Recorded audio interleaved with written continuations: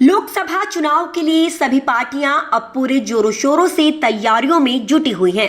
एक तरफ चुनाव प्रचार जोरों पर है तो वहीं दूसरी तरफ हरियाणा में कांग्रेस और बीजेपी प्रत्याशियों के नामों को अंतिम रूप देने में जुट गई हैं। यमुनानगर पहुंची कुमारी शैलजा ने कई मुद्दों पर अपनी राय दी। उन्होंने कहा कि इस बार का चुनाव इंडिया गठबंधन मोदी के जुमलों के खिलाफ लड़ेगा।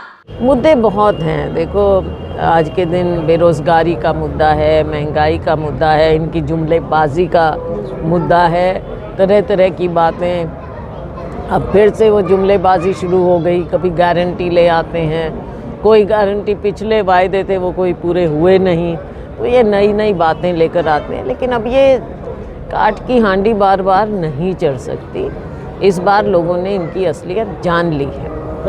नहीं, पीछे हटने की बात नहीं है। ये फैसला, जैसा मैंने पहले दिन से कहा, मेरा एक ही स्टैंड है और एक ही स्टेटमेंट है, और वही स्टेटमेंट मैं बार बार हर बार बताती हूँ आपको कि लोकसभा की बात है, विधानसभा की बात है, हमारी पार्टी हाईकमांड तय करती है।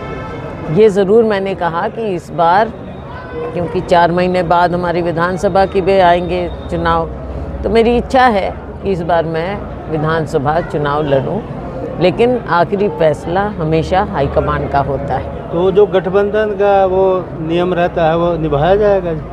गठबंधन अभी है, इस वक्त है, और ये फैसला भी हाईकमांड का है। हमारी राष्ट्रीय पार्टी है, वहाँ उस स्तर पर, क्योंकि एक हमारा अलायंस बना INDIA के नाम से, तो इस अलायंस के तहत हर राज्य में अलग ढंग से बातचीत चलती रही और अभी भी चल रही है। तो आने वाले समय में इन पर सभी मिलकर विचार करते हैं।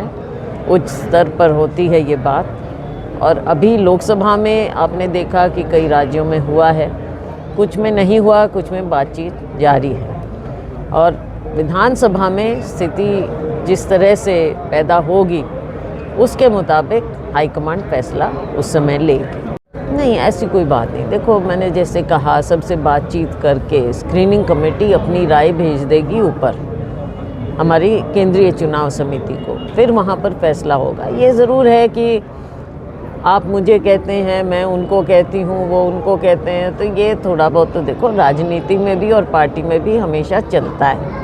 तो इसका कोई इतना ज़्यादा हम महत्व ना निकालें, ये हमेशा राजनीति का हिस्सा रहता है। लेकिन आखिर में फैसला हाईकमांड कई पहलुओं को देखकर ही करेगा। यमुनानगर से राकेश भारती की रिपोर्ट।